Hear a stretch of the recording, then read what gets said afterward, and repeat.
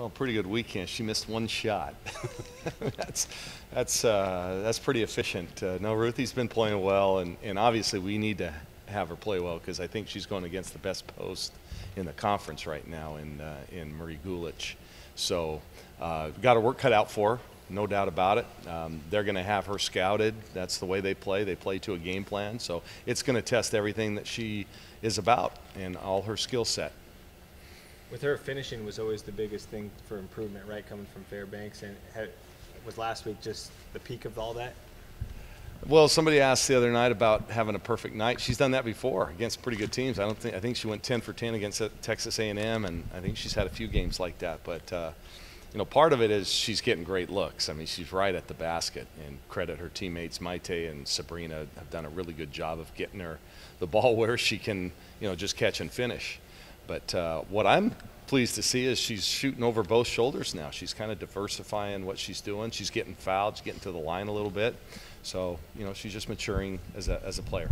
Is this going to be a tougher matchup for her on one end of the floor or the other? Oh, she'll be tested at both ends. Yeah, they're gonna have a game plan for her, no doubt.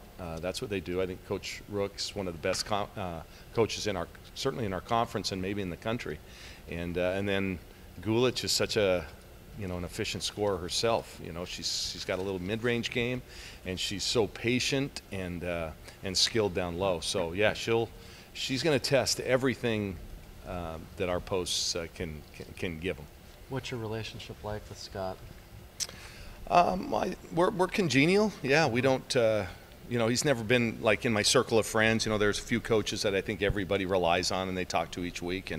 But no, I think we both respect each other. We respect each other's programs, and I'll tell you, they've set a really high bar for us to chase. And he's done an amazing job there, and continues to do so. They're not, they're good again, and they've got a great recruiting class and a heck of a transfer sitting out.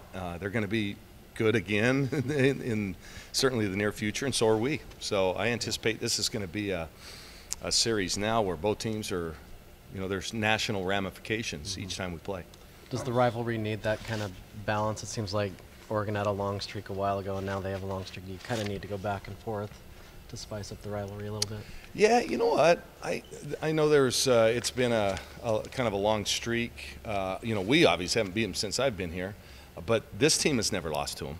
So that's all I can care about. I don't think we used last year as a barometer, and quite frankly, in my 3 years that we've been here, they've been better than us. So that doesn't mean you can't win, but it just means they've had a really good team. So Friday's a new challenge and a new opportunity for us. So talent-wise, this is maybe the first year you feel like you guys measure up with Oregon State? Sure, no doubt. I think, and we played them toe-to-toe last year, and both games came down to, I think, the final 30 seconds, maybe one possession. And, I think we showed, even with that really young team, that we're capable of playing with anybody.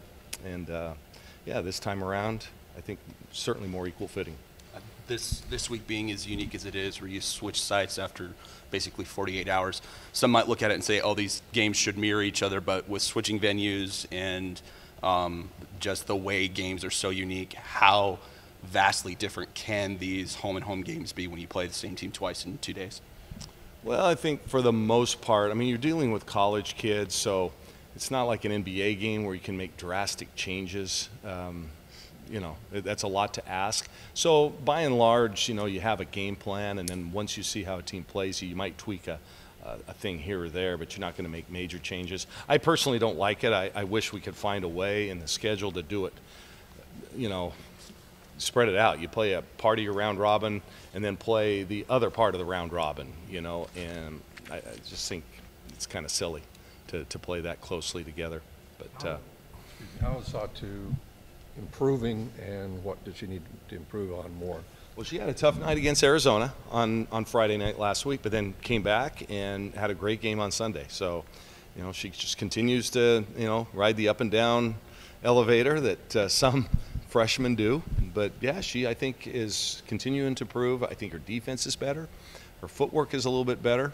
And, I think part of her deal is you've got Maite, who's playing really well. You have Sabrina, and you have Ruthie. Well, those are three options that we're going to ahead of her. And so she's just not getting a ton of opportunities And when she does, she's made the most of them. You But guys have played before some good crowds on the road this year. You feel like that has prepared your team for what they're going to see? oh yeah, no doubt. Maybe the intensity will be a little different on Friday, but yeah, Texas A&M we had a big crowd. Mississippi State, Louisville, UCLA had over 7,000 people. That was a great environment. So yeah, we'll be used to that, and we're drawn well here. So I don't think the crowd size will be a factor. I think it's just going to be who executes better and plays harder, and I think ultimately the toughest team will win. Aside from Marie, where else does Oregon State create maybe mismatches or tough matchup options for you? Well, they shoot the ball so well. I mean, my goodness sakes, they made 16 last game. And I think a lot of that, it starts with Marie. I mean, you've got to pick your poison. Are you going to double on her? How are you going to game plan for her? And she's such a willing passer, an unselfish player that she can kick out. And what they're really good at is that +1 pass. They'll kick it out and then make the next pass to the open shooter. So they get you scrambling around. They spread the floor, and if we let them play horse, where they can just catch and shoot, then we're in trouble because they're going to make them. So we've got to keep them uncomfortable and maybe put a lot more pressure on them. Yeah. They played the whole year without a true point guard, and they really struggled with that LA trip with the pressure. Is that a natural thing you think you guys could take advantage of with your pretty established guard play? Yeah, not really.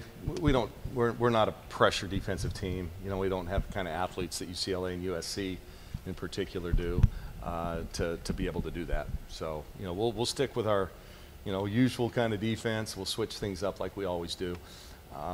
But we'll look to see what we can do in that regard. But we can't match that kind of athleticism. We just can't. I mean, Jordan Canada, we don't have her on our roster. Sometimes it would be nice, but yeah. Obviously, they had Ruth Hamlin a few years back, then Sydney last year. Has Marie just taken advantage of not having those other superstars overshadowing her? Has she always been this good, or is it something that she's taken a next step this season? Oh, I think she continues to improve. And that's what I like about her. I think in this day and age where everybody wants instant gratification, they want to play, they want to get their minutes and all that kind of stuff, I think she's a real testament to just hard work. She played behind a really good post player and waited her time, and then when it was her time, she really stepped into the role and had a great year last year and then has even upped it this year. I wish more kids were like that. It's not always about coming in and getting all your time early on as freshmen. That might happen, it might not. And if it doesn't, work hard, get better. And that's what she's done. And I really respect her for that. You talked after the last game about Lexi not scoring any points, but I'm sure you have plays set up for her, right? Or so are you just kind of let the game come to her, or are you sometimes going to go to her more? How's that work? Yeah, we actually ran a couple of things for her last game, but Arizona State does a good job. They blew it up a couple times. She had 9 threes on Friday, and she had none on Sunday. So there are going to be games like that. And again, you look at Sabrina, you look at Maite, you look at Satu, you look at sometimes that shooter might not be their first or fourth option, and so. It kind of is what it is. She fills a role. She didn't get many shots at UCLA, but my goodness, she hit the big one that counted.